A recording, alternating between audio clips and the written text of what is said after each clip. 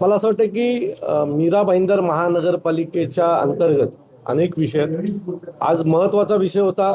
तो विषय असा होता की आजही शाळा चालू होऊन जवळजवळ 2 महिने होत आले, 1.5 महिना होत आला, परंतु विद्यार्थ्यांना गणवेश, वह्या, पुस्तकं आणि शाळेच्या ज्या वस्तू आहेत त्यांचा पुरवठा पूर्णपणे झालेला नाही आहे.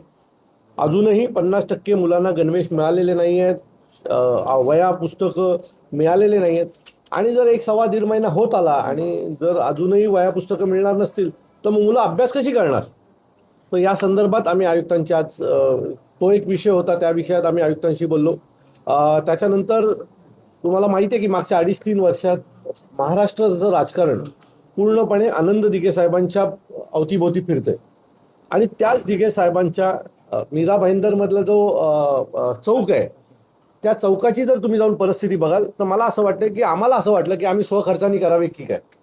दिघे साहेब फक्त बॅनरवर फोटो लावण्यासाठी आणि राजकारण करण्याच्या पलीकडे आहेत ना. तर माझी विनंती आहे की दिघे साहेबांच्या नावाने मला वाटतं एकमेव चौक असेल मीरा भाईंदरमधलं. कृपया त्या चौकाचं जे काही रिनिव्हेशन करायचे ते तुम्ही करा किंवा आम्ही स्वखर्चाने करतो. कारण आमचे दिघे साहेब हे फक्त नावापुरते नाही आहेत किंवा तुमचं राजकारण करण्यापुरते मर्यादित नाही आहेत. एवढं राजकीय नेत्यांनी पण इथल्या समजून घ्यावं. हा एक आमचा विषय होता. तिसरा, 4-4 महिने झाले साफसफाई कर्मचाऱ्यांना किंवा फवारणी करणाऱ्या कर्मचाऱ्यांना पगार मिळत नाही आहे. मला असं वाटतं की जे शहरातला कचरा उचलतात, शहरातली घाण साफ करतात आणि ही काही सगळी साफसफाई करणारी गरीब लोक आहेत, यांना जर 4-4 महिने जर त्यांचा पगार मिळणार नसेल तर मला असं वाटतंय की त्यांनी त्यांची घरं चालवायची कशी? म्हणजे स्वखर्चाने घरातनं निघावं, रिक्षा पकडावी, गाडी पकडावी, बस पकडावी आणि इथपर्यंत यावं, 10-12 तास काम करावं आणि पुन्हा घरी जावं. मग त्यांचं आजारपण वगैरे, यातून येणारे आजारपण वगैरे राहिले बाजूला, पण 4-4 महिने पगार मिळत नसेल आणि जर त्यांचं घर चालणार नसेल तर मग आपण काय मीरा भाईंदरकर करणार आहोत? स्वच्छता, जे आपलं शहर स्वच्छ ठेवतात त्यांच्या बाबतीत जर अशी घटना घडणार असेल तर महाराष्ट्र नवनिर्माण सेना खपवून घेणार नाही. बरं, ज्या कॉन्ट्रॅक्टरकडे आता त्यांचं काम आहे, ज्या कॉन्ट्रॅक्टरला हे टेंडर दिलेलं आहे, ऑलरेडी 4 महिने तो पगार देत नाही आहे, त्याच्या बाबतीत महानगरपालिकेने 9 नोटिसी काढलेल्या आहेत, त्याला पुन्हा ई टेंडरिंग न करता पुन्हा टेंडर देण्यात आलेलं आहे. म्हणजे अजून त्यांचे पुढचे 3 वर्ष अशाच प्रकारचे हाल होणार आहेत का?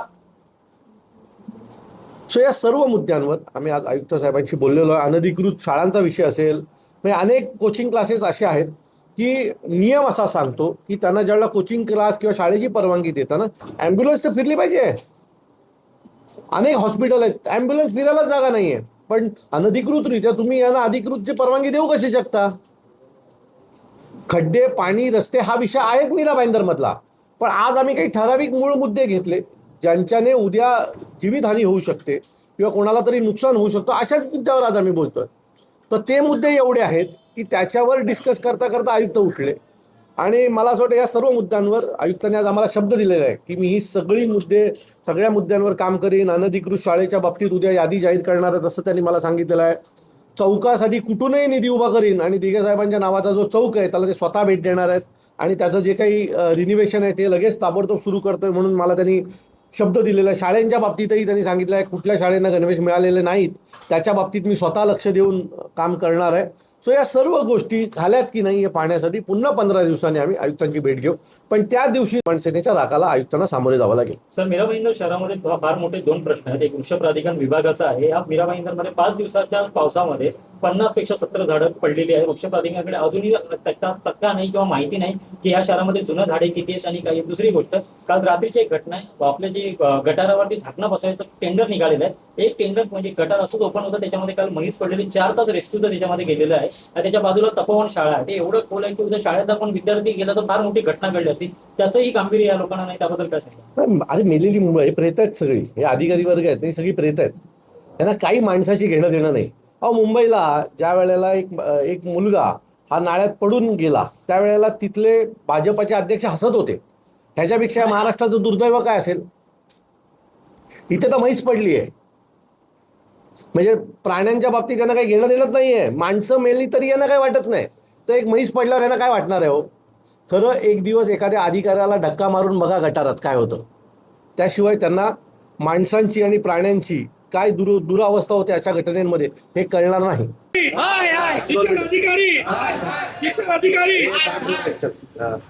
बरोबर, काय बोलणार दोन घेऊन मला काय तुझं आज आम्हाला कपडे काढून यायची वेळ आली ह्या महापालिकेनेच आणून दिलेली आहे. आमच्या महापालिकेच्या गोरगरीब मुलांना गणवेश वेळेवर मिळत नाही, शालेय साहित्य वेळेवर मिळत नाही आहेत, म्हणून आम्ही आज हे आंदोलन करतोय. आम्ही वारंवार आयुक्तांना पत्र देतोय. गेल्या वर्षी तर 5 महिने उशिरा या मुलांना गणवेश शालेय साहित्य मिळालं होतं. ह्या वर्षी देखील तीच अवस्था होऊ नये म्हणून घाई गडबडीत महापौर, उपमहापौर, नगरसेवकांनी त्याचं उद्घाटन केलं, चित्रफित केलं, सगळीकडे फिरवलं की आम्ही गणवेश दिले. गणवेश केले कुठे? अजून गणवेश मिळालं नाहीये, पुस्तकं देखील मिळालं नाही, वह्या देखील मिळालं नाही. की मला ह्या अशा लोकांवरती हसू येतं, राग येतो. पण काय करू, आपल्याकडे लोकशाही आहे, डेमोक्रेसी आहे, मग त्या डेमोक्रेसीचं पालन करावं लागतं. अनधिकृत शाळेचा विषय आहे, हे महापालिका जाहीर करते आणि त्याला शे देण्याचं काम करते. आज डॉन बॉस्को सारखी शाळा, याला शे देण्याचं काम हे अधिकारी करतायत आणि आमदार साहेब पण त्यांना सपोर्ट करतायत. ही शोकांतिका आहे. खरं तर इलिगल पद्धतीने कोचिंग क्लासेस चालत आहेत, फायर ऑडिट वेळेवर होत नाही आहे. अनेक आमचे खेळाडू जिल्हास्तरीय, राज्यस्तरीय, नॅशनल लेवलचे जे प्लेयर्स आहेत त्यांना देखील अनुदान देण्यासाठी ही महापालिका फेल्युअर ठरलेली आहे. ही शोकांतिका आहे, नाही, ही लाजिरवाणीची गोष्ट आहे. आयुक्त काका, आपण करोडो रुपये टॅक्स रूपी पैसा शिक्षण कर म्हणून घेता आणि तुम्ही या मुलांना तुम्ही अनुदान देऊ शकत नाही. हे क्रीडा विभागात ज्या बसलेल्या महिला अधिकारी आहेत त्या फक्त मलिदा खाण्यासाठी बसल्यात, हा आमचा आरोप नाही. गेल्या 2 ते 3 वर्षापासून आम्ही यांना बघतोय. यांचं काम, यांचा कारभार, अतिक्रमण विभागात यांचं काम फक्त बसायचं, पैसे कमवायचं, पण कारवाई मात्र काय करत नाहीत. आमच्या महाविद्यालय असेल, शाळा असेल, यांचा खाजगी शाळा महाविद्यालय मनमानी कारभार चालू आहे. जर एखादा पालक वेळेवर फी भरला नाही तर त्याला बसवलं जातं, त्या मुलाला हॉल तिकीट दिलं जात नाही. कुणाला शाळा सोडून जर जायचं असेल तर 5 ते 10 हजार रुपयाची मागणी ही शिक्षण संस्था करते. काल रॅगिंग सारखा विषय समोर आला. खरं तर UGC ऍक्ट प्रमाणे सुप्रीम कोर्टाचे निर्देश असताना हे शाळा महाविद्यालय त्याचं पालन करत नाही. अशा पद्धतीचं अवेअरनेस की जनसामान्यामध्ये पोचावं, पालकांपर्यंत पोचावं, त्यांचं अंडरटेकिंग घ्यावं, अशा कोणत्याही गोष्टी या शिक्षण विभागाकडून केल्या जातात आणि शिक्षण संस्था देखील याचं पालन करत आहेत. म्हणून आमचा हा उद्रेक आहे. आज आम्ही कपडे काढून आले. कदाचित उद्या या महापालिकेच्या अधिकाऱ्याच्या खुर्च्या पण घेऊ, वेळ पडल्यास काचा देखील फोडू, हे तुमच्या माध्यमातून मी सांगतो. सर काय सांगणार, कसला प्रकारचं आंदोलन आहे तुमचं? महाराष्ट्र नवनिर्माण विद्यार्थी सेनेचं जे गणवेश असतील, वह्या असतील, पुस्तक असतील, दप्तर असतील आणि सर्वात मोठा विषय जे लहान मुलांना जेवण दिलं जातं त्यामध्ये पण त्रुटी आहेत. या विरोधात वारंवार पत्रव्यवहार करून देखील आयुक्त, अधिकारी लक्ष देत नाही. या विरोधात महाराष्ट्र नवनिर्माण सेना आज रस्त्यावर उतरलेली आहे. गणवेश लवकरात लवकर वाटावे, वह्या पुस्तकं द्यावे. आज 1 महिना झाले तरी मुलांना कुठल्याही गोष्टी मिळाल्या नाहीत. या विरोधात महाराष्ट्र नवनिर्माण विद्यार्थी सेना, रॉबर्ट डिसोजा आहेत, ते आज रस्त्यावर उतरलेले आहेत.